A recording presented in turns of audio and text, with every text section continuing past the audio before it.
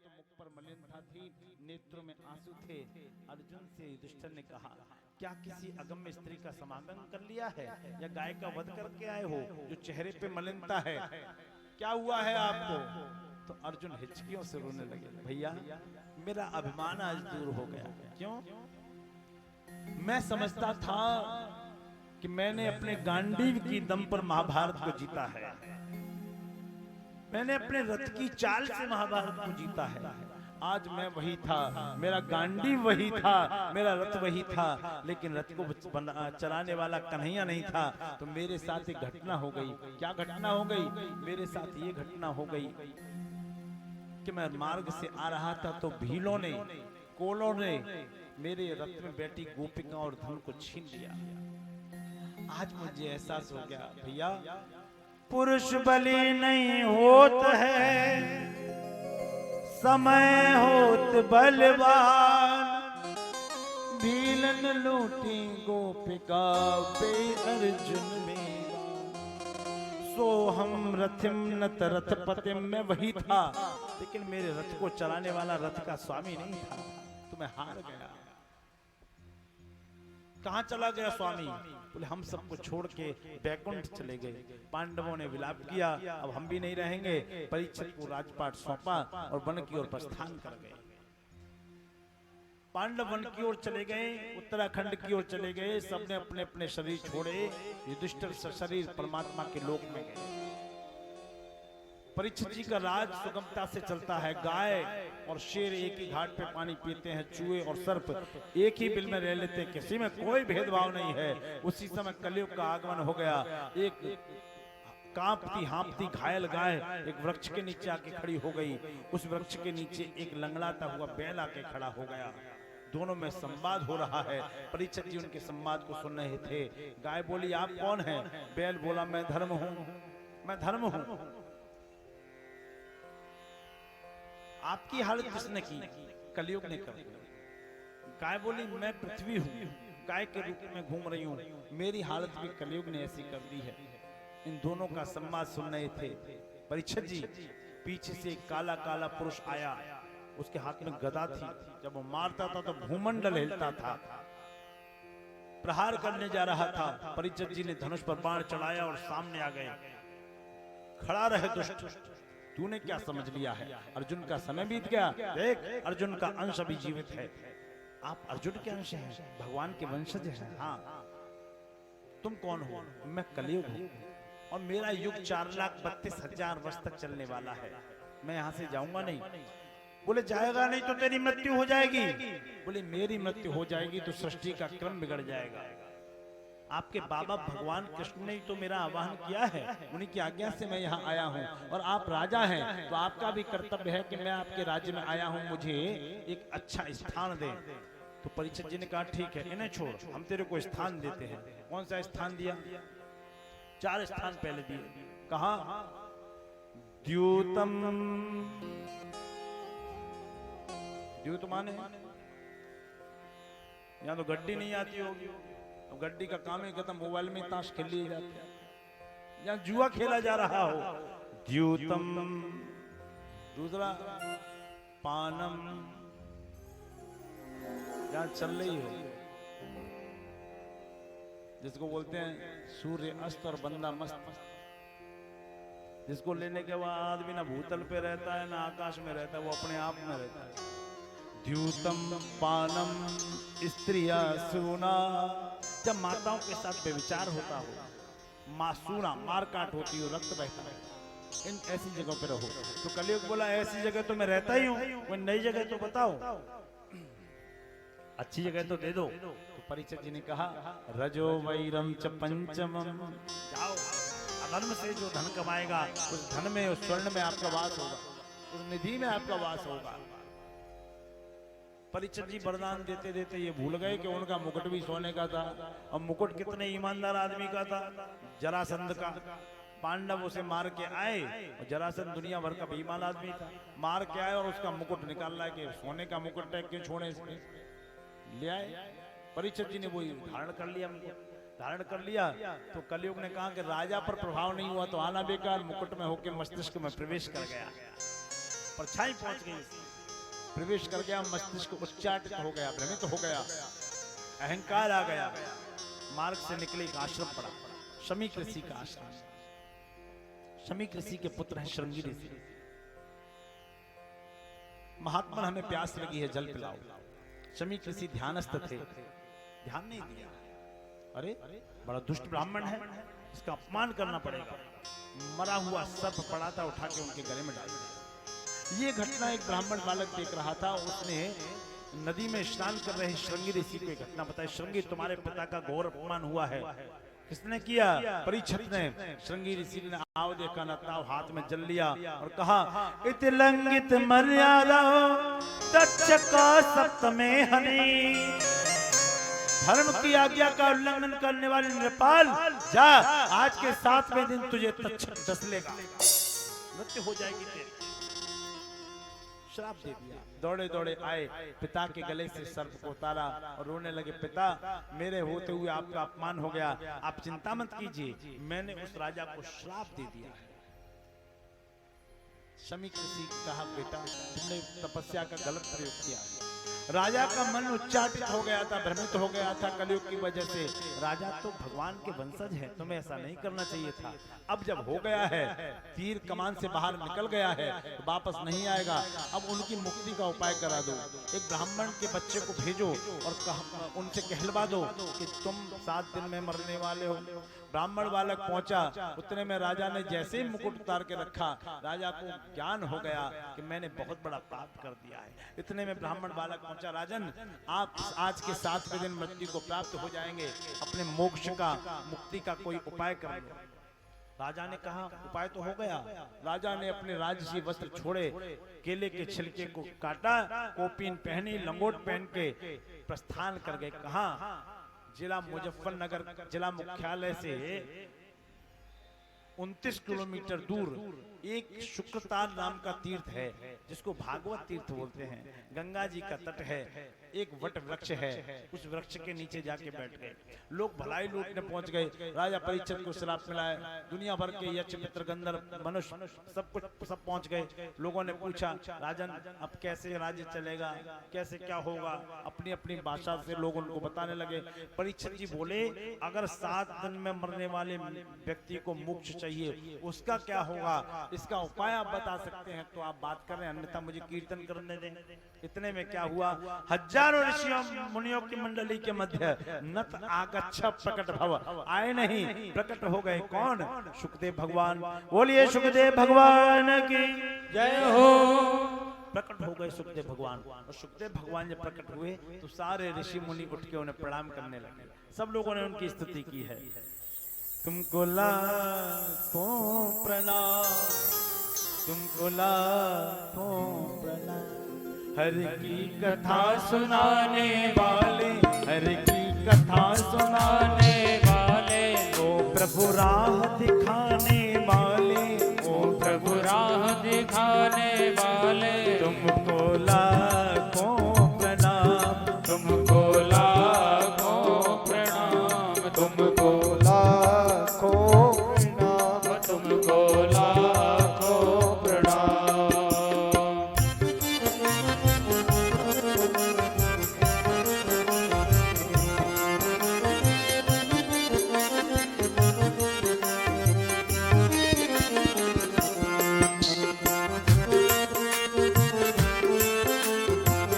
सुखदेव भगवान जय हो।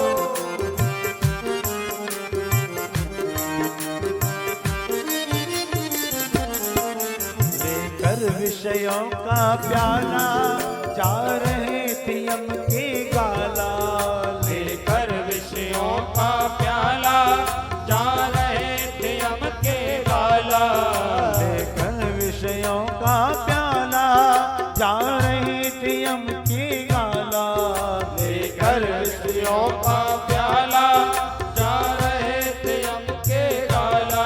ओ प्रभु सुधा पिलाने वाले, ओ प्रभु सुधा पिलाने वाले, अमृत पान कराने वाले, अमृत पान कराने वाले। तुमको लाखों प्रणाम, तुमको लाखों प्रणाम, तुमको लाखों प्रणाम,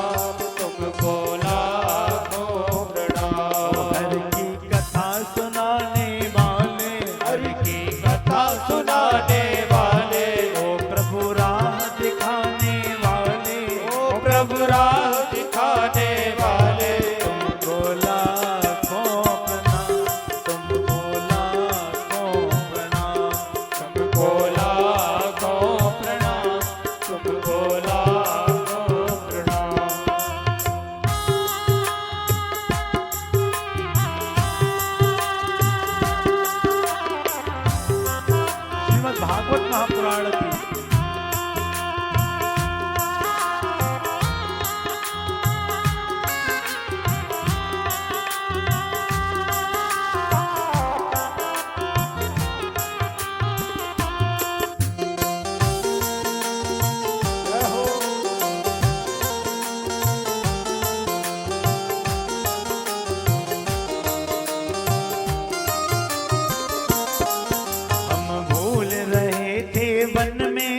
पल खो बैठे थे तन में, हम भूल रहे थे वन में, मन खो बैठे थे तन में। हम भूल रहे थे वन में, पल खो बैठे थे तन में। हम भूल रहे थे वन में, मन खो बैठे थे वन में। ओ प्रभु राह दिखाने वाले, ओ प्रभु राह दिखाने वाले, सच्चा मार्ग बताने वाले, सच्चा मार्ग बताने वाले। तुमको लाखों प्रणाम, तुमको लाखों प्रणाम, तुमको लाखों प्रणाम, तुमको लाखों प्रणाम। तुम घट घट अंतर्यामी, हम पतित और अभिमानी।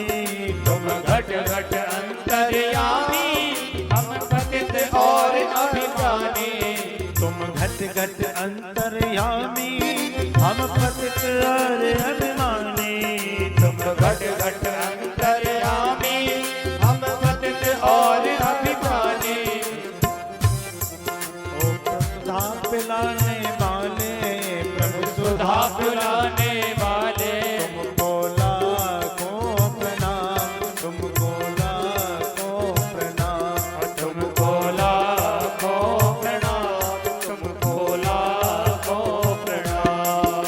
हम पार तेरा क्या पावे, बस शीश झुका यही गावे। हम पार तेरा क्या पावे, बस शीश झुका यही गावे। तुमको लाखों प्रणाम, तुमको लाखों प्रणाम, तुमको लाखों प्रणाम, तुमको लाखों प्रणाम, तुमको लाखों प्रणाम, तुमको लाखों प्रणाम। बोलिए सुखदेव भगवान की जय हो। जी का गंधाक्षत पुष्प से पूजन हुआ है, व्यासपीठ दी गई, एक व्यासपीठ पे उनको बैठाया गया और राजा ने भी समय नष्ट नहीं किया और व्यास जी ने भी समय नष्ट नहीं किया। दोनों में परस्पर संवाद प्रतिसंवाद होने लगा। परीक्षित जी ने सुखदेव जी महाराज से प्रश्न किया, प्रभु म्रियमाण पुरुष का क्या कर्तव्य है? 7 दिन में मरने वाले जीव को क्या करना चाहिए? सुखदेव जी मुस्कुराए। द्वितीय स्कंद के प्रथम अध्याय का प्रथम श्लोक, वरीयानि शते प्रश्न प्रतो लोकहितं नृपा आत्मविसम्मतां पुंस श्रोतव्या दिशयः पुरा। तुमने इस जगत के कल्याण के लिए एक अच्छा प्रश्न किया है, मैं उत्तर भी देती हूँ। म्रियमाण पुरुष को 7 दिन में मरने वाले जीव को अपना तन मन धन परमात्मा को अर्पित कर देना चाहिए। विद्वानों की सभा ध्यान से सुनना। तो परीक्षित जी ने भी कहा, प्रत्युत्तर दिया, भगवान को हम अपना तन अर्पित कर देंगे, धन अर्पित कर देंगे, लेकिन मन तो बकरा है, ये अर्पित नहीं होगा। मन पे तो लगाम है ही नहीं। इस लगाम लगाने के उपाय तो बताओ, तभी अर्पित कर पाए हम। लगाम तो लगे पहले मन पे, कभी यहाँ कभी अमेरिका कभी मुंबई कभी ऑस्ट्रेलिया, दुनिया भर में घूमता है मन, है ना। मन तुरंत भगवान भी बन जाता है। सपने में कभी कभी कोई ना कोई अपने आप को भगवान बनता देखता है। तो इस पे तो हम कुछ लगे, इसका क्या उपाय है? तो ये जो परीक्षित जी ने कहा, वो आप लोग भी परीक्षित हैं। पहले एक परीक्षित था, अब दुनिया परीक्षित, जो कथा सुने वो तो बहुत ध्यान से सुनना। जो कहा एक श्लोक बताते हैं परीक्षित जी आपको, उसका पालन कर लोगे तो परमात्मा को मन भी अर्पित हो जाएगा। श्लोक कौन सा? जितासनो जित श्वासो जित संघो जितेंद्रिया। पहले व्यक्ति को चाहिए, जीव को चाहिए कि वो अपने आसन पे विजय प्राप्त करे। आसन क्या? बिछाने वाला ऊनी आसन ना, कॉटन का ना, वो आसन नहीं। बैठक, हम जिस बैठक से बैठे हैं उस बैठक से हम कितनी देर बैठ सकते हैं। चाहे वो सुखासन हो, चाहे वो वज्रासन हो, चाहे वो पद्मासन हो, चाहे कमलासन हो, कोई भी आसन से हम बैठे हैं तो कितनी देर बैठ सकते हैं। हमारा आसन सिद्ध होना चाहिए, हमारी बैठक बार बार नहीं बदलनी चाहिए, कोई सिद्ध नहीं हो पाता। अब जैसे हम हैं, हमारे लिए आप 5 लाख का सोफा डाल दो, आपके सोफे पे हम बैठ जाएंगे जाके, दोनों पैर नीचे होंगे, लेकिन थोड़ी देर बाद बात करते करते हमारा एक पैर ऊपर आएगा, तब तक आप भी भूल जाओगे क्योंकि देर हो गई आए हुए, लोक लज्जा हम भी भूल जाएंगे। थोड़ी देर बाद हम अपनी सी पे आ जाएंगे, दोनों ही पैर ऊपर आ जाएंगे, हमसे बैठे ही नहीं जाते, हम नहीं बैठ सकते। हम ऐसे चाहे आप घंटों बैठाए रखो, ऐसे हम सो भी जाएंगे। सिद्ध है ना ये आसन, पद्मासन हमारा। इसलिए व्यक्ति को अपना आसन सिद्ध करना चाहिए, मेरुदंड को सीधा रखना चाहिए। मेरुदंड जो कहते हैं पूजा में मन नहीं लगता, लग जाएगा अगर लगाना चाहोगे तो। मेरुदंड को सीधा रखो, अंगूठी से इस उंगली को दबाओ, ये सूर्य की उंगली होती है, सूर्य तेज देगा, बल देगा, इसको स्थापित करो। मेरुदंड को सीधा रखो, जब मेरुदंड सीधा होगा तो आसन लग जाएगा, और आसन लग जाएगा तो पूजा में भी मन लग जाएगा, पक्की बात है। और पहले के लोग थे, उनके क्या टीन के हाथ पर थोड़ी होते थे, उन्हीं के भी हड्डी मांस के हाथ पैर होते थे, वो भी लगा। तो आसन लगाना पड़ेगा, चाहे कुर्सी पे बैठने का लगाओ, लेकिन लगाओ, आसन होना चाहिए बैठने का। तो जितासनो जित श्वासो जित संघो जितेंद्रिय, फिर अपनी सांसों पे विजय प्राप्त करो। अच्छा, सांसों पे विजय प्राप्त कैसे होगी? तलवार से कि तमंचे से? ना, सांसों पे संयम से विजय प्राप्त होगी। मेडिकल साइंस भी पढ़ते हैं, आइए। जो मेडिकल साइंस आज बता रहा है वो हमारे पूर्वजों ने लाखों वर्ष पहले बता दिया था। फिर परमात्मा पे क्वेश्चन मार्क क्यों? परमात्मा तर्क का विषय नहीं है, और जो तर्क करे उससे तर्क करनी ही नहीं चाहिए ना। हाथ जोड़ के चले आओ, क्योंकि तर्कशील व्यक्ति आपकी बात कभी मानेगा ही नहीं। तो कहा पुराण कहता है कि एक जीवात्मा, एक व्यक्ति एक दिन में 24 घंटे में 21,600 सांसें लेता और छोड़ता है। कितनी? एक बार बोलो, एक बार बताओ ना। 21,600 सांसें लेता और हाँ, तो जब 21,600 सांसों की काउंटिंग है तो इसका मतलब परमात्मा ने सांसें गिन गिन के भेजी है। तो इन सांसों को बेकार में बर्बाद क्यों करें? उदाहरण आपके सामने, कुत्ता गली गली में घूमता है, कभी इस गली में भागेगा, कभी बिना बात के भागता है। एक हाथ की जीभ निकालेगा, भागता रहेगा, हांफता रहेगा, और हजारों लाखों सांसों को ऐसे निकाल देता है, जीवन में ऐसे निकाल देता है। तो 10 साल के बाद कुत्ते की मृत्यु होना निश्चित हो जाती है। प्रकृति से एक्सीडेंटल हो वो अलग बात है। अच्छा, शेर दहाड़ता है तो अपनी दहाड़ में हजारों सांसें एक बार में निकाल देता है। एनर्जी से दहाड़ता है ना, प्रेशर से दहाड़ता है। तो शेर भी उतनी ही अवस्था में 12-14 वर्ष में उसका सीताराम हो जाता है। लेकिन हाथी फूंक फूंक के चलता है, एक एक कदम 100 साल से भी ज्यादा जीवित रहता है। इसलिए हमारे बुजुर्ग एक बात कहते थे, बुजुर्गों की कहावतें बहुत अच्छी हैं। बुजुर्ग क्या कहते थे? बोलो चालो थको मत, और खाओ पियो छको मत। मतलब व्यक्ति को नियम से संयम से रहना चाहिए। तो इस नियम संयम का एक उपाय तो बताओ। तो सबसे अच्छा उपाय है कि व्यक्ति को दिन में कम से कम 4 घंटे मौन रहना चाहिए। रात में नहीं, दिन में 2 घंटे सुबह और 2 घंटे शाम। तो क्या फायदे होते हैं? मौन रहने से वाणी संयमित हो जाती है, कुछ का कुछ नहीं निकलेगा। शास्त्र कहता है 21 वर्ष तक जो 24 घंटे लगातार परम मौन रहेगा। परम मौन का मतलब है कि हाथ से भी इशारे नहीं करेगा, वो वागीश हो जाएगा, वाक सिद्धि उसको आ जाएगी, जो कहा करेगा वो हो जाया करेगा, इतनी क्षमता उसके अंदर प्रकट हो जाएगी, शास्त्र कहता है। दूसरा देसी अर्थ, मौनम कलहो नास्ति, मौन रहने से घर में लड़ाई नहीं होगी। कोई कुछ भी कहता रहे पर मौन रहो, हाँ हो जाएगा, हाँ ठीक है, ये सब भी नहीं बोलना चाहिए। तो चुपचाप रहोगे तो एक कहोगे तो दो उधर से मिलेंगे, फिर दो उधर से जाएंगे तो चार उधर से मिलेंगे, गिव एंड टेक वाला मामला हो जाएगा। तो मौनम कल हो नास्ति, व्यक्ति को मौन रहना चाहिए। फिर कहा जिताओ सनो जित श्वासो जित संगो जितेंद्रिय। और अब ये सुनो, ये ढंग से सुनो। तीसरा बताया कि व्यक्ति को अपनी संगति सुधारनी चाहिए। संगति, अच्छा संगति भी दो प्रकार की होती है। एक तो होता है सत्संग, एक होता है सत्संग। सत्संग व्यक्ति कब मिलता है? सत्संगी व्यक्ति सूर्यास्त के बाद मिलेगा आपको, सूर्यास्त के बाद तो मिलता है वो सत्संगी होता है। तो और सूर्य उदय से पहले जो मिल जाए वो सत्संगी होता है।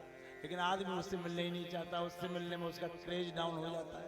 तो सत्संग और सत्संग, तो सत्संग और सत्संग में क्या अंतर है?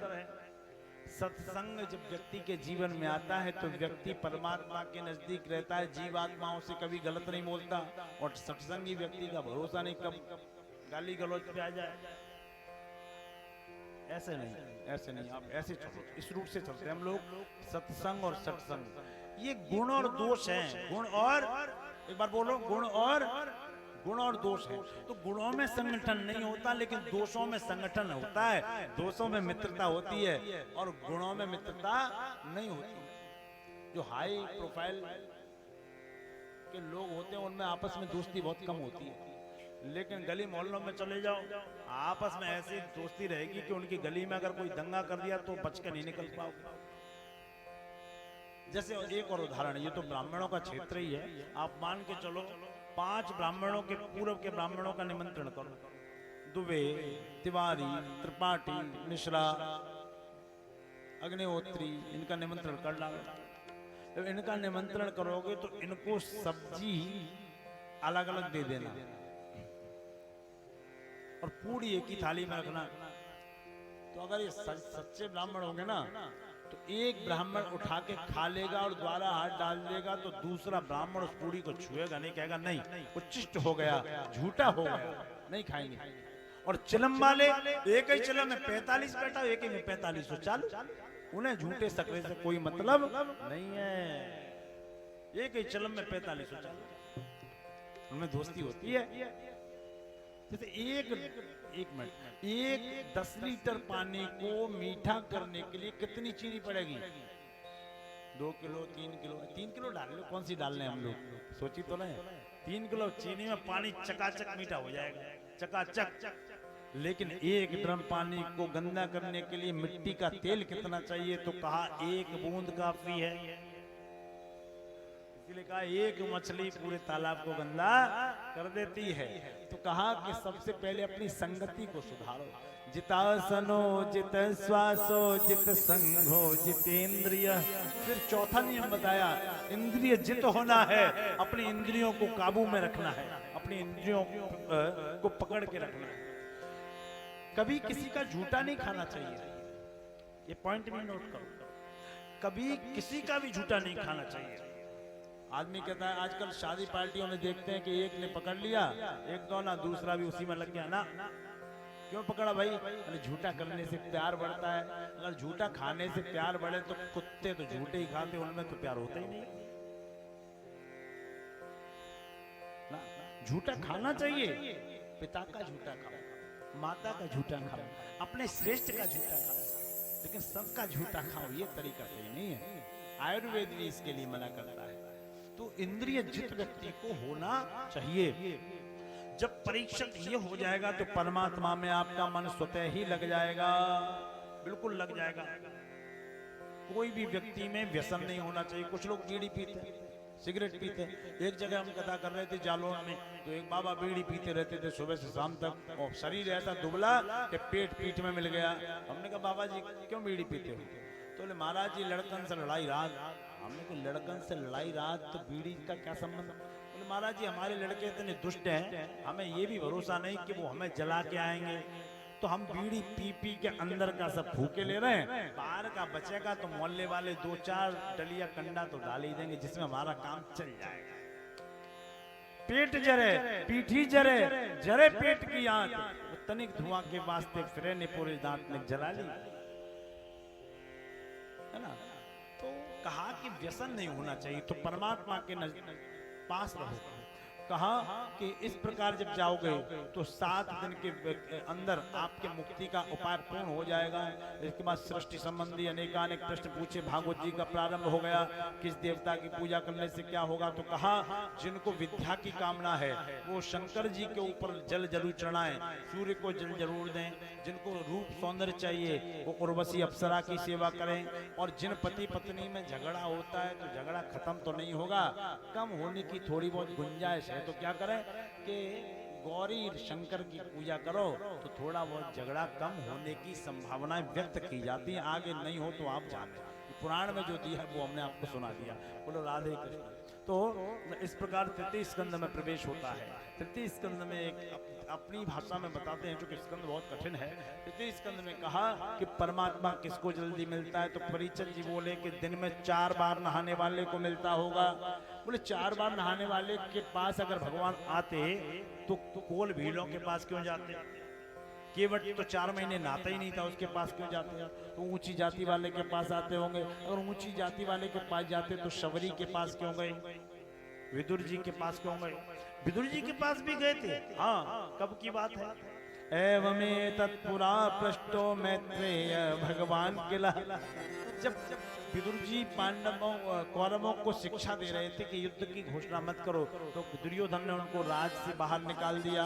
जब दुर्योधन ने राज्य से बाहर निकाल दिया तो राज्य के बाहर एक केले के वन में कुटिया बना के विदुर जी रहने लगे हैं। जब कुटिया बना के विदुर जी रह रहे हैं, बड़े आनंद से पूजन भजन करते हैं अपना। भगवान उसी समय शांति दूत बन के आए। शांति दूत बन के जब हस्तिनापुर में भगवान का प्रवेश हुआ है तो दुंदुभियां बजी है, नक्काड़े बजे हैं, पुष्पों की बरसात हुई है, तोरणा आदि सजाए गए हैं, नए स्तंभ लगाए गए हैं। भगवान का स्वागत हुआ। भगवान ने कहा दुर्योधन शांति का संदेश लाया है। दुर्योधन ने कहा हमें मान्य नहीं है। अरे 5 गांव दे दे, मान जाएंगे, पांडवों को मैं समझा लूंगा। बोले आप 5 गांव की बात करते हैं, सूचक्रीव, मैं सुई की नोक के बराबर उनको नहीं दूंगा। तो कैसे देगा? मुझे युद्ध चाहिए। दुर्योधन तूने युद्ध की भीषिका को नहीं देखा? हजारों लाखों घर उजड़ जाएंगे, ये कोई साधारण युद्ध नहीं होगा, हमें युद्ध ही चाहिए। भगवान ने कहा दुर्योधन युद्ध की मत ठान। पितामह भीष्म से कहा पितामह उसको समझाओ ये युद्ध की बात न करे। कुरुवंश की परंपरा को, भरत वंश की परंपरा को, इस नादान योद्धा की महत्वाकांक्षाओं पे बलि नहीं चढ़ाया जा सकता। इसलिए इससे कहो कि युद्ध की विचार को हृदय में न लाए, युद्ध को टाल दे ना। पितामह क्या कहेंगे? राजपाट सब हमारा, हम तो युद्ध करेंगे। भगवान ने कहा तूने युद्ध मांगा है, जा तुझे युद्ध मिलेगा, ये हमारी जवान है। युद्ध की घोषणा होगी। कन्हैया भोजन कर लो। परमात्मा बोले, कन्हैया बोले दुर्योधन भोजन 2 ही परिस्थितियों में होता है। एक तो भोजन कराने वाले के मन में श्रद्धा हो। ध्यान से सुनना, भोजन किसी को ऐसे नहीं कराना चाहिए कि भोजन दे दिया जल दे दिया पर घूम रहे ना। अगर श्रद्धा है तो भोजन कराओ, वरना 100 रुपए में आदमी कहीं भी पेट भर लेगा अपना। भोजन 2 ही परिस्थितियों में होता है, या तो भोजन कराने वाले के मन में श्रद्धा हो या भोजन करने वाला भूखा हो। और यहाँ तो दोनों बातें नहीं है। ना तो मेरे मन में श्रद्धा है और ना तो तुम्हारे मन में श्रद्धा है और ना ही मुझे भूख है, मैं भरा हुआ। और तीसरी बात यह है कि जो भी अल्पाहार स्वल्पाहार लूंगा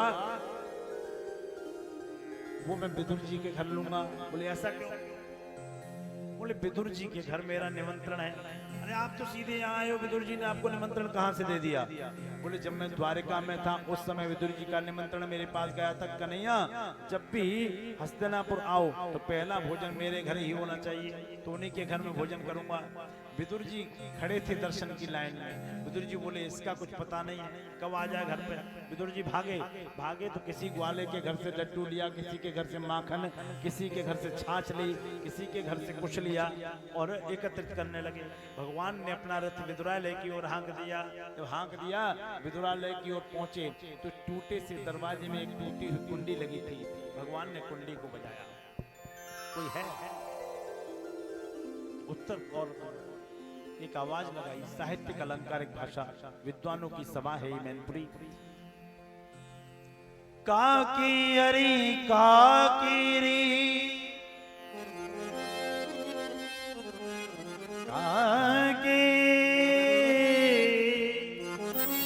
काकीरी, कितना अच्छा शब्द लगता है। काकी, काका, माताजी, बाबूजी, पिताजी, चाची जी, चाचा जी। अब नहीं बोलता कोई। अब क्या कहते हैं? काकी काका नहीं बोलते। क्या कहते हैं? आंटी, आंटा, नहीं आंटा नहीं, अंकल, अंकल, अंकल माने अनकल, अनअकल। हम नहीं कह रहे, English is very poor language. Ant माने चीटी, आंटी माने सोच लो क्या होगा। हाँ। काकी अरे काकीरी, जैसे ही काकी शब्द काकी के कानों में गया, विदुरानी के कानों में गया, स्नान कर रही थी, नग्नावस्था थी। वचन अनमोल सन ध्यान सब उचट गयो।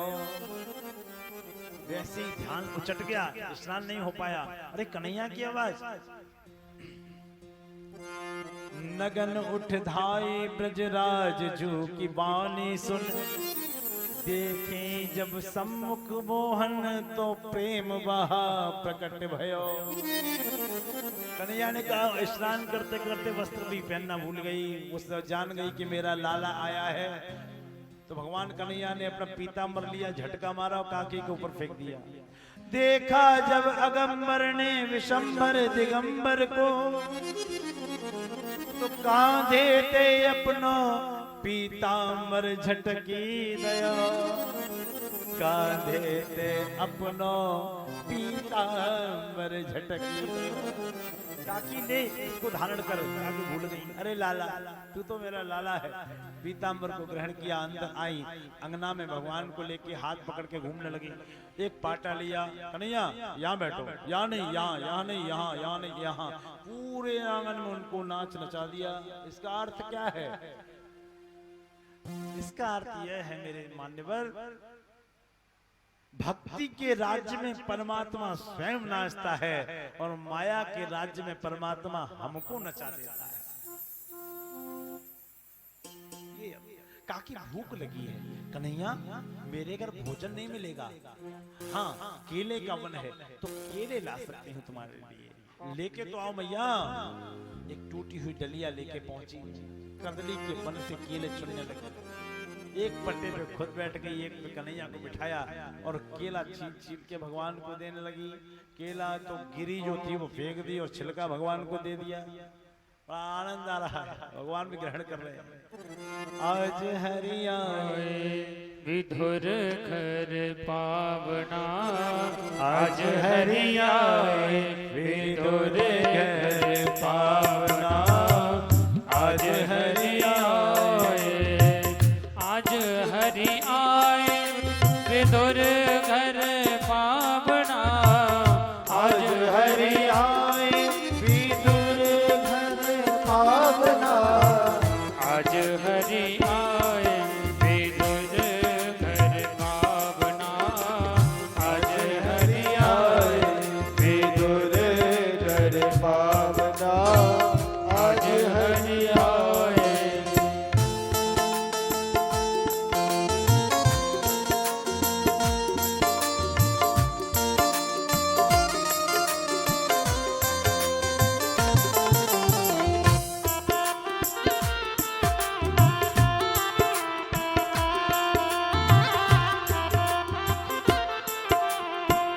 विधुर नहीं घर थी विदुरानी,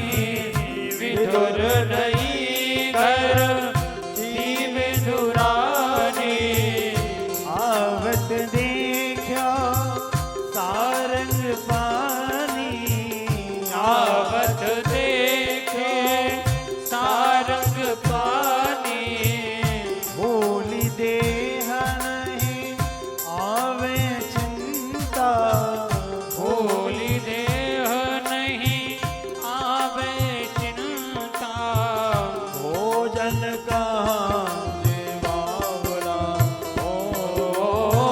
भोजन का भावना, आज हरिया विधुन घर पावना, आज हरिया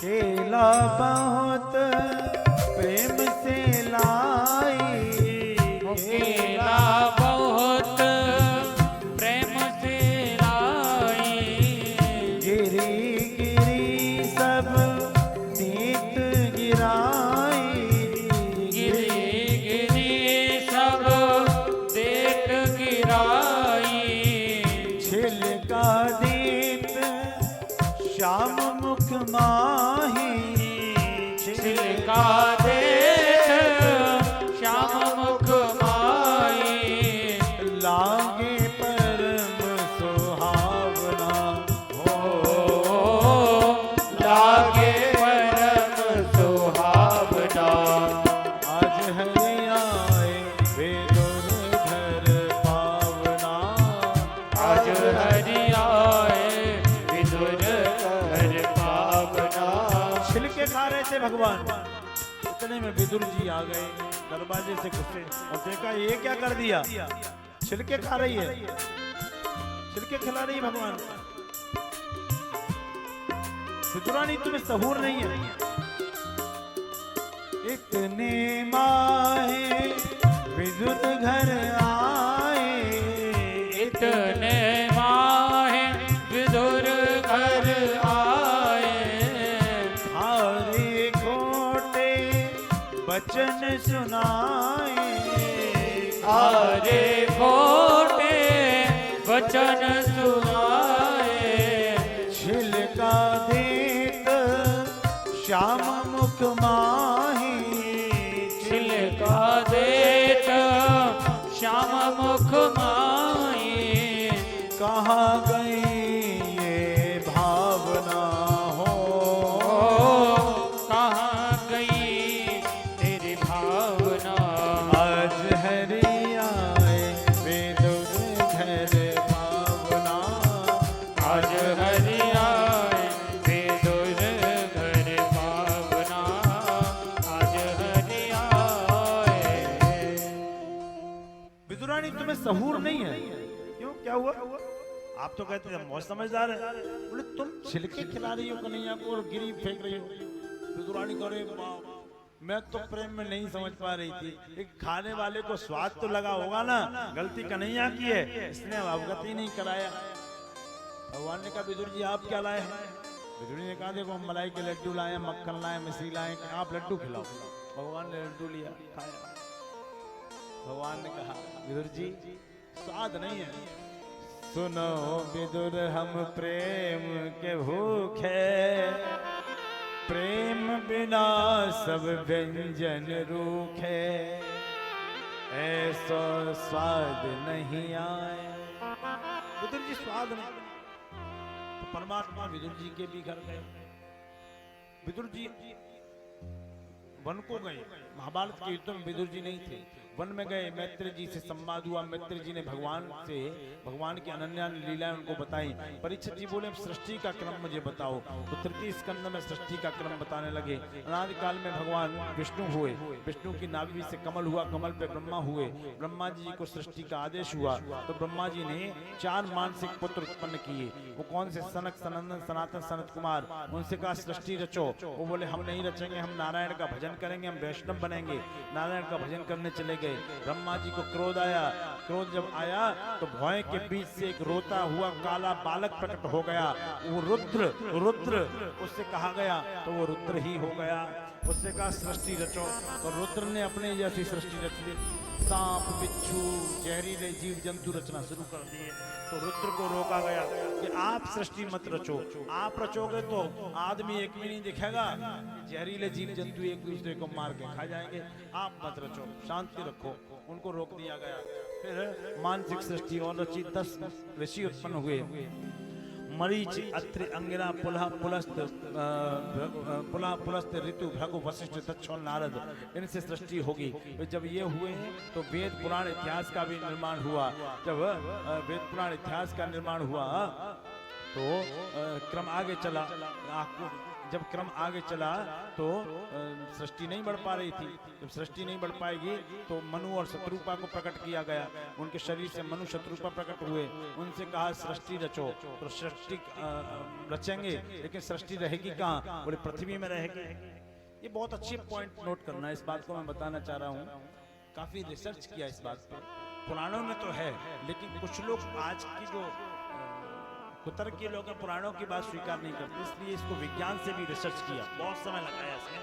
सृष्टि रचेगी कहाँ? पृथ्वी नहीं है। बोले पृथ्वी कहाँ? वो पृथ्वी जल में सराबोर हो चुकी है, पृथ्वी सृष्टि के लायक नहीं है। कैसे निकलेगी आप जानो। पृथ्वी को जल में डुबोया किसने? वो हिरणाक्ष ने। ये हिरणाक्ष कौन है? तब फिर कथा चला। बताया कश्यप महाराज की 13 पत्नियां, दिति, अदिति मुख्य थी। दिति के दैत्य, अदिति के देवता। तो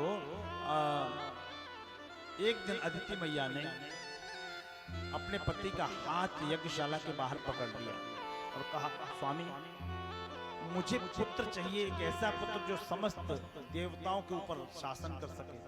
कश्यप जी बोले ये समय उचित नहीं है, संधि काल है, संध्या हो रही है, यज्ञशाला का समय है, तपस्या करके निकला हूँ ना। काम प्रेरित करने लगा। पत्नी की जिद के आगे घुटने टेकने पड़े। मैथुन पूर्ण हुआ तो ऋषि को क्रोध आया, हाथ में जल लिया और कहा अमंगलमय चंडी जा, तेरे गर्भ से एक नहीं 2 पुत्र उत्पन्न होंगे, दोनों महान राक्षस होंगे, मृत्यु को प्राप्त होंगे। चरणों में गिर पड़ी, स्वामी क्षमा करें, काम ने मुझे सता रखा था, मुझे ऐसा श्राप न दो कि मेरे पुत्र मारे जाए। तो एक वरदान भी दे डाला, जाओ तुम्हारा पुत्र तो राक्षस ही होंगे, लेकिन पुत्रों का जो पुत्र होगा वो भगवान का परम लाडला भक्त होगा और प्रहलाद नाम से जाना जाएगा, प्रसन्न होगा।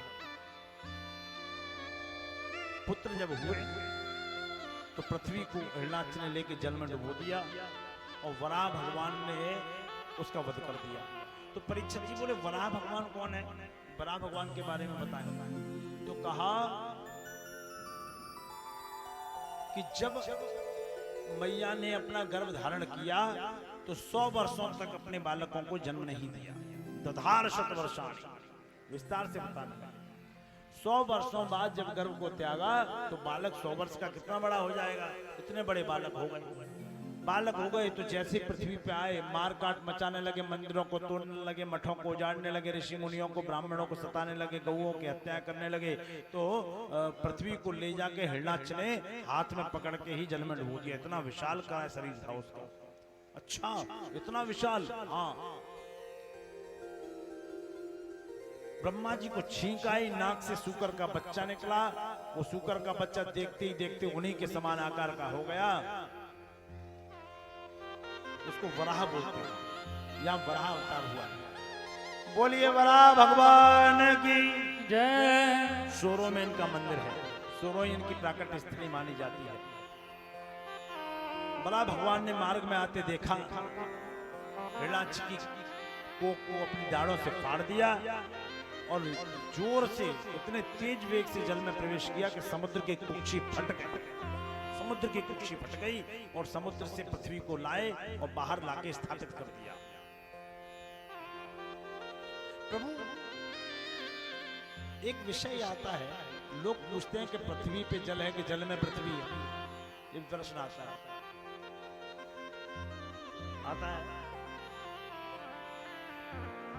पहले इस पृथ्वी का नाम जल ग्रह था। कोई हम नहीं कह रहे, जब बचपन अभी साल भर से लगभग इस पर रिसर्च चला। बचपन में जब पढ़ते थे तो जो भूगोल सब्जेक्ट आता था तो उसमें बताया जाता था कि पृथ्वी को नीला ग्रह कहा जाता है। तो नीले ग्रह से तो नीले रंग से तो पोत्या नहीं गया पृथ्वी को, जल ग्रह है। इसका अर्थ है कि जल ऊपर से दिखता है। और जब साइंस ने रिसर्च किया तो पाया, इस पॉइंट को नोट करना, ऐसे बहुत से पॉइंट मिलेंगे आपको कि जो कुतर्कियों के लिए एक बड़ा जवाब होंगे। साइंस ने जब रिसर्च किया तो पाया कि अंतरिक्ष में बर्फ मिली है। बर्फ, जल नहीं मिला, बर्फ का मिलना हुआ है। तो बर्फ जब है तो कभी ना कभी तो जल रहा होगा। बर्फ के टुकड़े मिले हैं, बर्फ के भंडार मिले हैं, तो जहां बर्फ है वहां जल रहा होगा, ये निश्चित है। ऐसा हो ही नहीं सकता कि बिना बर्फ के जल, बिना जल के बर्फ हो जाए ना। और वो बर्फ इस्तेमाल करने लायक नहीं, गंदा बोला गया है उसको, लेकिन बर्फ है। दूसरा, 175 प्रकाश वर्ष दूर पृथ्वी से, 175 प्रकाश वर्ष दूर अथाह जल का भंडार है जिसमें कई पृथ्वियां समा सकती हैं।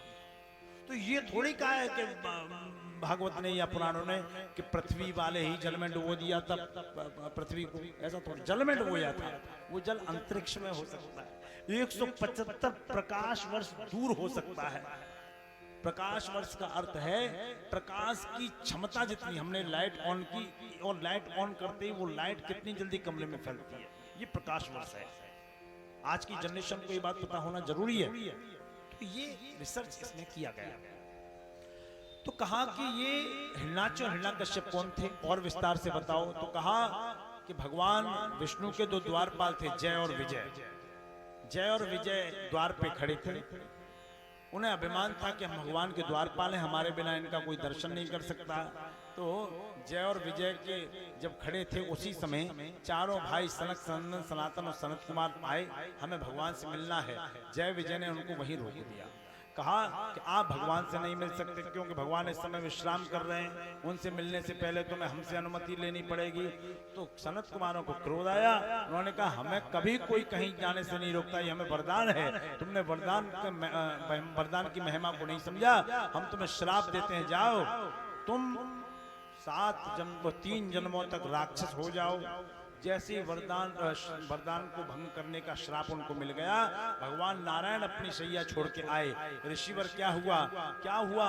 आपने ऐसे द्वारपालों को रखा है जो ऋषि ब्राह्मणों का सम्मान करना नहीं जानते, इसलिए हमने इनको श्राप दे दिया। प्रभु एक वरदान भी तो दे दो इन्हें। तो वरदान भी दे रहे हैं। आपने ऐसे द्वारपाल रखे हैं इसलिए आपको भी भोगना पड़ेगा क्या कि ये जब राक्षस होंगे तो इनकी मुक्ति आपके ही हाथों से होगी। आए थे हरिभजन को उपटन लगे कपास, भगवान फंस गए चक्कर में। मुक्ति अब हमारे हाथों से होगी तो हमें भी जाना पड़ेगा, भगवान चक्कर में फंस गए। ठीक है, अब एक आध्यात्म आता है। ये जय और विजय ही पहले जन्म में हिरण्याक्ष और हिरण्यकश्यप हुए, दूसरे में रावण, कुंभकर्ण और तीसरे में शिशुपाल और दंतवक्त्र हुए, ये माना जाता है। यहाँ एक विषय आता है कि भगवान ने उन ऋषियों को घर के बाहर आके दर्शन दिए, घर के अंदर प्रवेश नहीं करने दिया। दर्शन तो दिए क्योंकि ऋषि थे, लेकिन मंदिर में प्रवेश नहीं करने दिया। ये जय और विजय कौन है? ये जय और विजय हम सबके अंदर है। जय और विजय का अर्थ है यश और प्रतिष्ठा। क्या है? एक बार बोलो, क्या है? यश और प्रतिष्ठा। क्या है यश प्रतिष्ठा? उस गरीब कन्या की शादी हो रही है, उसने हमको मुख्य अतिथि बना के नहीं बुलाया, हम जाएंगे नहीं। भागवत हो रही है, हमारे पास कार्ड नहीं आया, हम नहीं जाएंगे। मंदिर में भंडारा हो रहा है, हमारे पास कोई सूचना नहीं, हम नहीं जाएंगे। यश और प्रतिष्ठा, यश और प्रतिष्ठा, यही दो द्वारपाल इस हृदय रूपी बैकुंठ पे बैठे हुए हैं। जिस दिन ये द्वारपाल हट जाएंगे उसी दिन परमात्मा का साक्षात दर्शन हो जाएगा। बोलो राधे कृष्ण। यही हिरण्याक्ष और हिरण्यकश्यप हुए, भगवान वराह ने इनका उद्धार किया। इसके बाद केवल 5 मिनट की कथा, फिर विश्राम की ओर। इसके बाद कहा कि अनन्यान्य चर्चाएं आई। अनन्यान्य चर्चाओं में कहा कि कर्दम ऋषि जो ब्रह्मा जी के मानस पुत्र थे, उनकी देवभूति नाम की पत्नी थी। हमने सुना है जब आपने वराह भगवान के अवतार की चर्चा की तो हमें अवतार के बारे में बताओ। तो हमने सुना है कि उनके घर भी एक भगवान ने अवतार लिया था। बोले हाँ, उसको भी सुनो। तो कहा कि कर्दम ऋषि कौन थे, इनके अवतार कैसे लिया था बताओ। बोले कर्दम ऋषि ने कहा था हम विवाह नहीं करेंगे, विवाह करेंगे तो एक संतान होने के बाद हम घर को त्याग के संन्यास ले लेंगे। बोले अच्छा, हाँ। तो फिर विवाह करके क्या हुआ? बोले जबरदस्ती उनका विवाह कराया गया, फिर थोड़ा बहुत उनको समझाया बुझाया गया और भगवान की लीला परंपार हो गई। देवहूति मैया उनकी सेवा में लग गई। जब सेवा में लग गई तो क्या हुआ कि पहले 9 कन्याओं का जन्म हुआ। उन्होंने कहा था एक बेटे के बाद हम संन्यास लेंगे। 9 कन्याओं का जन्म हुआ। जब 9 कन्याओं का जन्म हो गया मान्यवर, तो 9 कन्याओं का जन्म हो गया तो गृहस्थी सुख भोग बहुत भोग लिया। फिर एक बालक का जन्म हुआ। उस बालक का नाम था कपिल। ये भगवान का अवतार है। बोलिए कपिल देव भगवान की जय। कपिल का जन्म हुआ, वहीं संन्यास लेके चले गए। कपिल की कुछ स्थितियां देख के मैया को लगा कि ये मेरा बालक कोई दिव्य बालक है। जब थोड़े से समझदार हुए तो उनको एक व्यास गद्दी पे बिठाया गया। पूरे गांव को निमंत्रण दिया गया। 9 कन्याओं में से एक अनुसुईया भी थी, उनको भी निमंत्रण गया। कथा हो रही है हमारे यहाँ, सब लोग नीचे बैठे हैं, सिंहासन पे कपिल महाराज बैठे हैं। कपिल भगवान से मैया ने हाथ जोड़ के निवेदन किया, व्यास जी आप हमारे प्रश्न का उत्तर दें। जीव कब सुखी होता है? 5 मिनट की कथा और पूरी कथा का सारांश। जीव कब सुखी होता है? क्या जीव जब माता के गर्भ में रहता है तब सुखी होता है, कि गर्भ के बाहर आके सुखी रहता है, या जब बड़ा हो जाए तब सुखी रहता है, कि मृत्यु को प्राप्त होता है तब सुखी रहता है? उसको सुख के क्षण क्या है? तो कपिल भगवान मुस्कुराए और मैया से बोले मैया जीव की स्थिति बड़ी दयनीय है, वो कहीं सुखी रह नहीं पाता। वो कल्पनाएं इतनी कर लेता है कि कल्पनाएं जब पूरी नहीं हो पाती तो उसको दुख अपने आप हो जाता है। कल्पित सुख के अभाव का नाम दुख है। कैसे बताना प्रारंभ किया।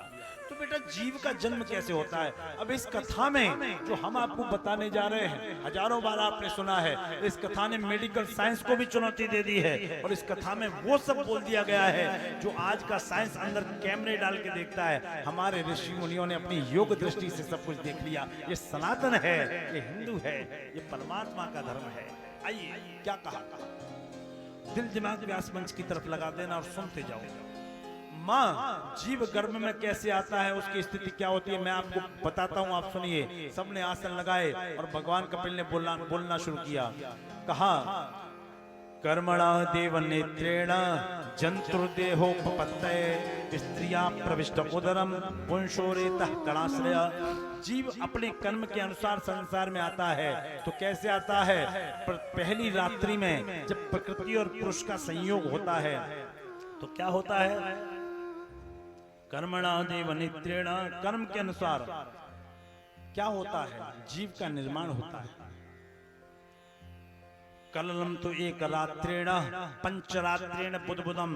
पहली रात्रि में जीव जब माँ के गर्भ में प्रवेश करता है तो कलल होता है, सलिल होता है, जैसा जाता है वैसा ही रहता है। फिर पंचरात्रेण बुधबुधम, और 5 रात्रि जब बीतती हैं तो 5वीं रात्रि में वो जीव माता के गर्भ में पानी के बुलबुले के समान होता है। फिर दशाहेन तो करकंधो, और 10वें दिन वो जीव 10वीं रात्रि में दिन के निकलते ही रात्रि जब आती है उस रात्रि में बेर की गुठली के समान आकार का हो जाता है, बेर की गुठली के समान वजन का हो जाता है।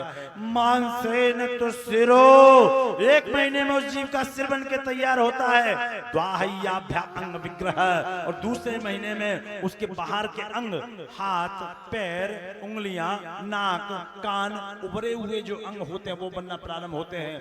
द्वाहय्याभ्या अंग विग्रह लिंग छिद्रो भविस्त्र भी। फिर कहा तीसरे महीने में उस बालक को स्त्री पुरुष का चिन्ह आदि आता है। 3 महीने से पहले कोई भी वैज्ञानिक, कोई भी डॉक्टर, कोई भी मनीषी, कोई भी आचार्य, कोई भी वेदांती ये नहीं बता सकता इसके गर्भ से बालक होगा या बालिका। तीसरे महीने में उसको स्त्री पुरुष का चिन्ह आदि आता है। फिर चतुर्भी धातुआ सप्तः पंचभी क्षुद्रयुद्भवः, चौथे महीने में उसकी 7 धातुएं मांस, मज्जा, रक्त, वीर्य इत्यादि उसके बनने लगते हैं और मजबूत होने लगते हैं। पंचभी क्षुद्रयुद्भवा, 5वें महीने में उसका प्राणी नामा काम करने लगता है। सर्वेण जलायोता बीता कुच्छो ब्रह्मति दक्षिणा, और 6वें महीने में उसके बालक अपनी मैया के गर्भ की झिल्ली से चिपककर भ्रमण करने लगता है, कभी इधर होता है कभी उधर होता है। फिर सप्तमे सर्वे जला होता बीता कुछ ब्रह्मति दक्षिणा, 7वें महीने में उस बालक के रुरु नाम के कीड़े काटते हैं। रुरु नाम के कीड़े काटते हैं, त्वचा कोमल होती है तो मैया को चाहिए कट तीक्ष्णो लवणोदकई, वो खट्टा और तीखा खाती है जिससे उसे तो शांति मिलती है, लेकिन उस बालक की चमड़ी पे जब खट्टा और तीखा मिर्च इत्यादि जाती है तो वो चीखता है परमात्मा बस एक बार निकाल लो, दोबारा इस मलमूत्र के ढेर में नहीं आएंगे। ये प्रार्थना करना चलता है। 8वें महीने में प्रार्थना लगाता है। भगवान कहते हैं ना, तुमने पिछली योनियों में भी ऐसे वादे किए थे और तुमने दंड फंद किया, अब नहीं बचोगे। बोले परमात्मा इस बार याद रहेगा, एक बार निकाल लो। भगवान मुस्कुराते हैं कि मानेगा तो है नहीं, खैर निकालना तो पड़ेगा ही। 9वें महीने में प्रसूति का नाम की वायु को आदेश दिया। प्रसूति का नाम की वायु आई और उसने बालक को गर्भ से बाहर किया। बालक अंदर किसके दर्शन कर रहा था? शंख चक्र गदा से युक्त भगवान नारायण के दर्शन कर रहा था। बाहर देखा कि अंदर तो 4 हाथ वाले थे, बाहर 2 हाथ पैर वाले खड़े हैं, इनका क्या करें। जैसे ही बालक देख रहा था, कहाँ हूँ, न यहाँ न वहाँ, मैं कहाँ। इतने में घर की एक माता ने थाली बजाना शुरू कर दी और जैसे ही थाली बजी उस बालक के कान में क्या हुआ, ये साइंटिफिक लॉजिक है, थाली बजाने का रस्म थोड़ी है, उसको संसार में मिलाना पड़ता है ना। वैसे ही क्या हुआ, भूमि परत बाडावर पानी, भूमि परत बाडावर पानी, जिमे जीव है माया लपटाने, जीवन माया लपटाने, भूमि परत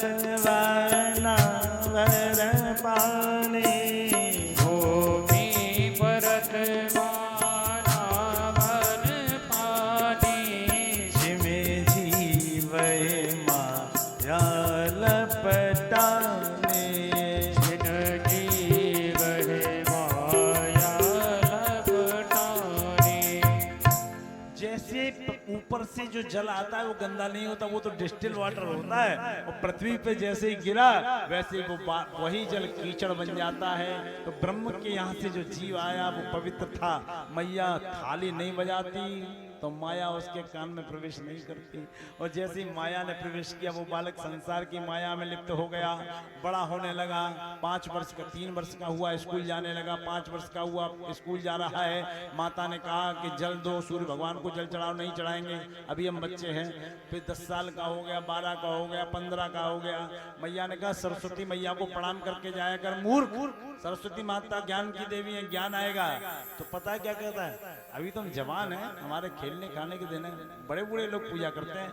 पर ये भूल गया जवानी अंधी होती है, बुढ़ापा लंगड़ा होता है। जवानी कर सकती है, बुढ़ापा कर नहीं सकता। जवानी के पैर होते हैं, बुढ़ापे के पैर नहीं होते। जिनके बेचारे घुटनों में दर्द है उनसे पूछो, बुढ़ापे वालों तो नहीं कर सकता। अब उमर ने भी इशारा करना शुरू कर दिया। कहते हैं ना कभी कभी मील का पत्थर बोल जाता है, तो उमर ने इशारा किया। उमर बोली 19 उन ईश्वर को याद करो। नहीं करेंगे। 20 वही तो है, 21 एक ईश्वर ही तो है। कैसे हैं वो? 22, वही जिन्होंने गर्भ से निकाला था जब परेशान थे। कहाँ मिलेंगे? 23 तेरे अंदर, फिर भी नहीं माना।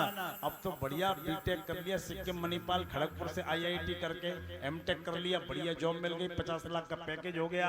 पैकेज हो गया तो बेंगलोर में शिफ्ट हो गया, शादी कर ली। शादी करने के बाद बालक हो गए, वो भी बड़े होने लगे, वो भी पढ़ लिख के इंजीनियर बन रहे। और अब इसकी उम्र बीत रही है, बालकों की भी शादी हो गई, उनके भी बच्चे हो गए।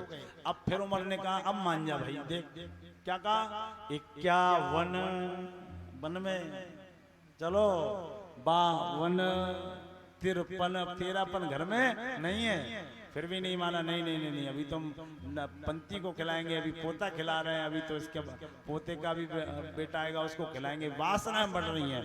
लेकिन इतनी क्या हुआ कि जैसे ही 60 साल का हुआ, ये भी लॉजिक है, गवर्नमेंट ने रिटायर कर दिया, ले जाओ भैया इस्तीफा। गवर्नमेंट ने रिटायर कर दिया और सर्टिफिकेट दे दिया कि आज से आपकी सेवा समाप्त। क्यों? उम्र ने इशारा किया 60, 61, 62, मूर्ख ही है। अब तो भगवान के भजन में लग, बोले नहीं लगेंगे, नहीं लगेंगे। गवर्नमेंट ने रिटायर कर दिया, बच्चों ने भी रिटायर कर दिया। क्यों? दांत गिरे और खुर घिसे पीठ बोझ ना ले, ऐसे बूढ़े बैल को कौन बांध बसते। जिंदगी भर कमाई करना, एंड में आके बहू यही कहेंगे कितने अजीब से हैं, कितनी गंदगी करके रखते हैं। और ये भूल जाते हैं बहू बेटे कि हमारा भी समय आएगा। जब समय निकला तो वो 60 साल के बाद 65 भी आई, 70 भी आई। बाहर वाले कमरे में इनको लिटा दिया गया, एक गर्म पानी का लोटा रख दिया गया, बोतल रख दी गई और इनके पास एक चलने के लिए बेंत रख दिया गया, छड़ी रख दी गई। एक बालक आया, चिंटू है, कौन हो, हमारे पास आओ, हम इस घर के मालिक हैं। इतने में अंदर से चिंटू निकला, मम्मी पापा, बाबा का दिमाग खराब हो गया, इनको अनाथ आश्रम में पहुंचाओ, वृद्धाश्रम में पहुंचाओ, धर्मशाला में पहुंचाओ। हमारे दोस्तों के सामने हमारे इंसल्ट कराते हैं, कितने कपड़े गंदे कर लेते हैं। अब बेचारे रो रहे हैं। बुढ़ापा आए गयो है प्यारो, बुढ़ापा आए गयो है प्यारो, बुढ़ापा आए गयो है प्यारो बुढ़ापा। एक बहू से पानी मांगो, एक बहू से पानी मांगो, लोटा फेंक के मारो, बुढ़ापा आए गयो है प्यारो बुढ़ापा। तो क्यों रो रहे बाबा? पानी नहीं मिला ना, एक कारण है रोने का। क्या? हमसे पहले माई चली गई, इनको है तो सहारो, बुढ़ापा आए गयो है प्यारो बुढ़ापा, आए गयो है प्यारो। ये ब्रिज में बड़ा अच्छी तरह बोला जाता है, कहा जाता है कि तब तक एक प्रार्थना भगवान से करो कि आप हो तब तक ये डिपार्टमेंट बैठा रहे, सेवा नहीं करेगी ये आपकी। वो बहू से बना के रखेंगी, आपकी सेवा नहीं करेगी, पर इतना तो पूछेगी कि कुछ मिला के ऐसे ही बैठे हो सुबह। तो यह कहा मैया जीव को कहीं चैन नहीं है। अष्टांग योग सांख्य योग का वर्णन किया। माँ वहीं उनकी माँ देवहूति सिद्धिदा नदी बन के बह गई। ये सिद्धिदा नदी गुजरात के सिद्धपुर ग्राम में है, जहाँ से एक बहुत चर्चित दवा निकलती है, ईसबगोल की भूसी, जिसको हम लोग बोलते हैं, पेट के रोग में उसको इस्तेमाल करते हैं, ईसबगोल निकलता है। वहाँ माता का श्राद्ध किया जाता है सिद्धपुर गाँव गुजरात में।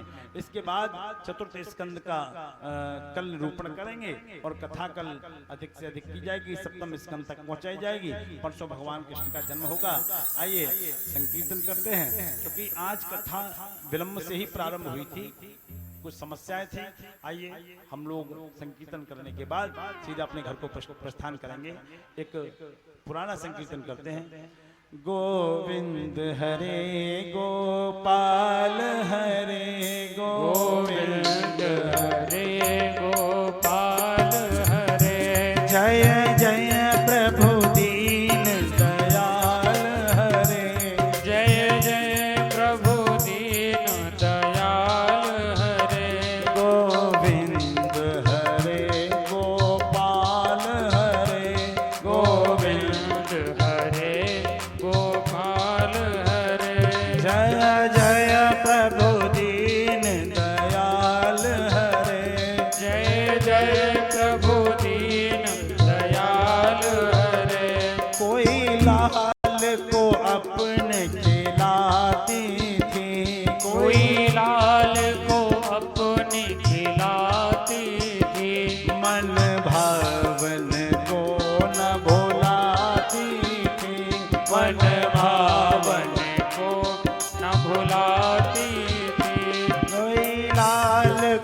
अपने खिलाती थी, कोई लाल को अपने बुलाती थी, मन भावन को न भुलाती थी, मन भावन को न बुलाती थी।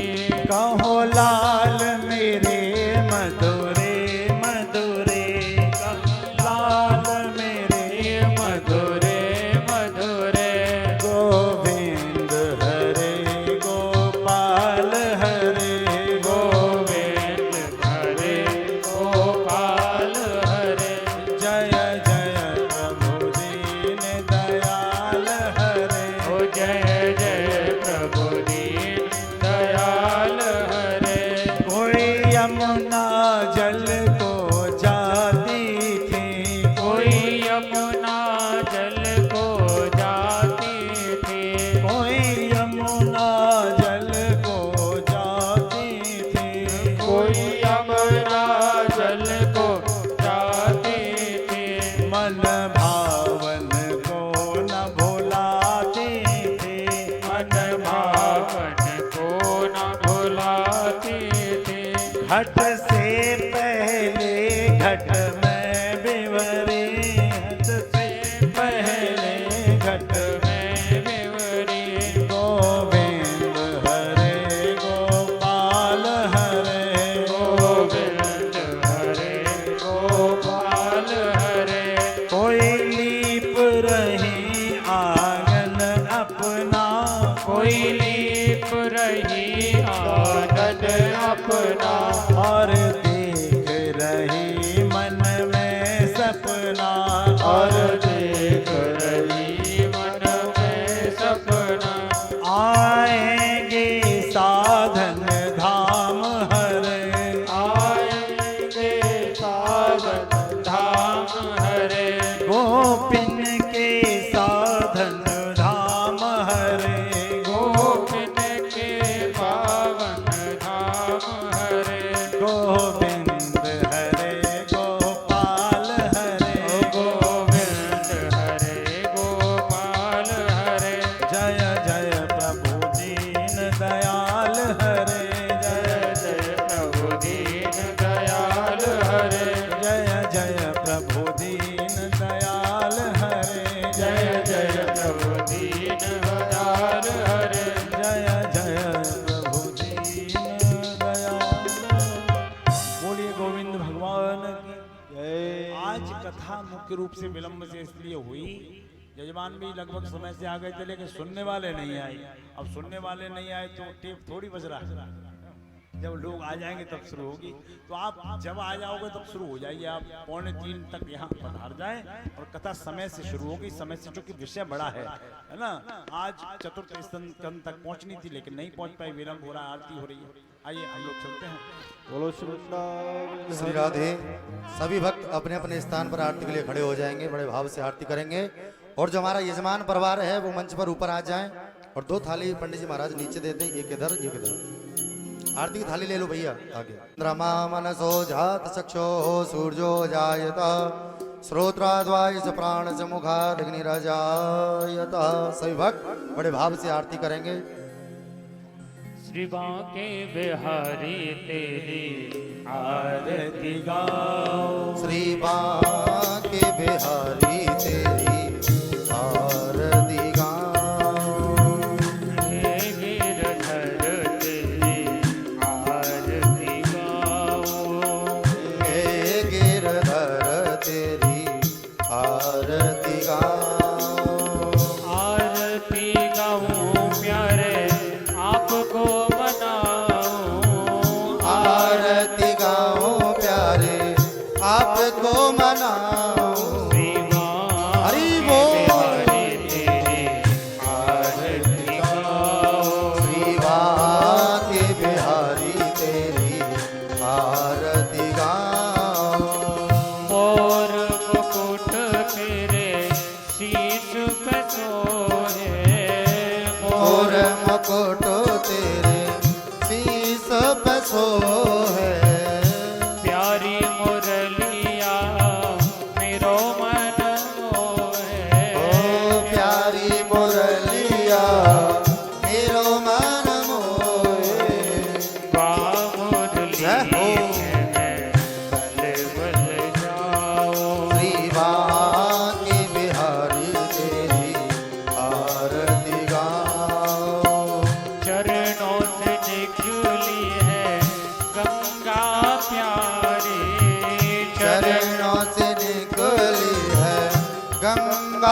प्यारी। आज सुने सारी दुनिया तारी। जिसने सारी दुनिया तारी। मैं उन चरणों हरि बोल। शीश नवाऊं। श्री बांके बिहारी तेरी आरती गाऊं।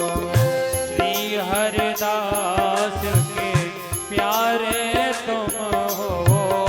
श्री हरदास के प्यारे तुम हो। मेरे मोहन जीवन धन ओ मेरे मोहन जीवन धन हो। युगल छवि को मन में बसाओ। बांके बिहारी तेरी आरती गाऊं। व्यास अनाथ के नाथ आप ओ हो। प्यास अनाथ के नाथ आप हो। सुख दुख जीवन प्यारे साथ आप हो। सुख दुख जीवन प्यारे साथ आप हो। बाकी छवि में दर्शन पाओ। श्री बांके बिहारी तेरी आरती गाऊं। संग में विराजे बरसाने बारी। ओ संग में विराजे सनो बरसाने बारी। ललिता विशाखा सखियां प्यारी। ललिता विशाखा सखियां प्यारी। वास सदा वृंदावन हरि बोल। बांके बिहारी तेरी आरती गाऊं। ओ कुंज बिहारी तेरे आरती गाओ। ओ कुंज बिहारी तेरी आरती गाऊं। कर्पूर गौरम करुणावतारम संसार सारम भुजगेन्द्रहारम। ओ सदा वसंतम हृदयारविंदे भवं भवानी सहितं नमामि। त्वमेव माता च पिता त्वमेव बन्धु च सखा त्वमेव। ओ त्वमेव विद्या द्रविणं त्वमेव त्वमेव सर्वं मम देव देव। त्वमेव सर्वं मम देव देव। ओ त्वमेव सर्वं मम देव। ओम जलेनाचलीकरणं पुष्पे दीवाय वंदनम। नीचे रख दें सामने। ओम देव हो शांतिरंतर चुगम शांति पृथ्वी शांतिरापः शांतिरोगदयः शांति वनस्पतयः शांति विश्वे देवाः शांति ब्रह्म शांति सर्वगुण शांति शांतिरेव शांति सामा शांतिरेधि। अत मंत्र पुष्पांजलि। सभी भक्त और ऊपर यजमान परिवार सभी हाथ में पुष्प लेकर भगवान के समक्ष मंत्र पुष्पांजलि करेंगे। और जितने भी भक्त नीचे खड़े हैं सभी हाथ जोड़ें और हाथ जोड़कर भगवान के संग मंत्र पुष्पांजलि करें। ओम जगने न जगनमय जन्द देवास्तानि धर्माणि प्रथमान्यः सन्नाति हनाकं महिमानः सचन्दर पूर्वे साध्याः सन्ति देवाः। हरि ओम। एकदन्ताय विद्महे वक्रतुण्डाय धीमहि तन्नो दन्ति प्रचोदयात्। हरि ओम तत्पुरुषाय पुरुषाय विद्महे महादेवाय धीमहि तन्नो रुद्रः प्रचोदयात्। हरि ओम रामदूताय विद्महे कपिराजाय धीमहि तन्नो हनुमत् प्रचोदयात्। हरि ओम वृषभानुजाय जायै च विद्महे कृष्ण प्रियायै च धीमहि तन्नो श्रीराधा प्रचोदयात्। हरि ओम नंदनंदनाय विद्महे यशोदा पुत्राय धीमहि तन्नो कृष्ण प्रचोदयात्। सेवंती काम कुल चंपक पाटलाभ जय नागजात करवीर रसाल पुष्पै बिल्वा प्रवाल तुलसी दलमंजरी त्वां पूजयामि जगदीश्वर मे प्रसीदा। नाना सुगंधि पुष्पाणि यथा काल्योद्भवानि च पुष्पांजलि मया दत्तो गृहाण परमेश्वर। सुमन सुगंधित सुमन सहा सुमन सुगंधि सुबास। पुष्पांजलि अर्पण करो सब देव करो स्वीकार। सांगाय सप्रभाराय सायुधास्तिकाय भगवते पुराण पुरुषोत्तमाय नमः। मंत्र पुष्पांजलिं समर्पयामि। सभी भक्त बड़े भाव से जय घोष करेंगे।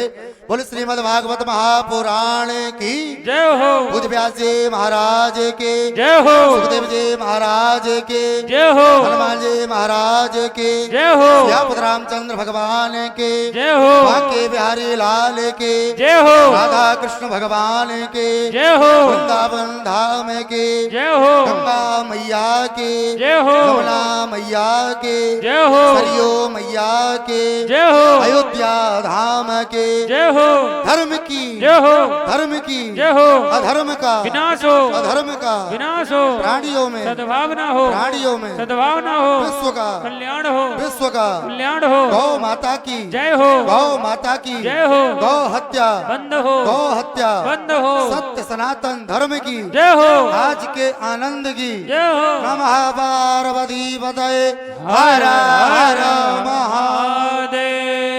जय जय श्री राधे, जय जय श्री राधे, जय जय श्री राधे श्याम। सर्वे भवन्तु सुखिनः सर्वे सन्तु निरामया सर्वे भद्राणि पश्यन्तु मा कश्चित् दुःखभाग् भवेत्। ओम शांति। सभी भक्त आरती लें। बिना आरती और बिना प्रसाद के यहाँ से कोई नहीं जाएगा। प्रसाद की सुंदर व्यवस्था है, गेट पर ही आपकी प्रसाद की व्यवस्था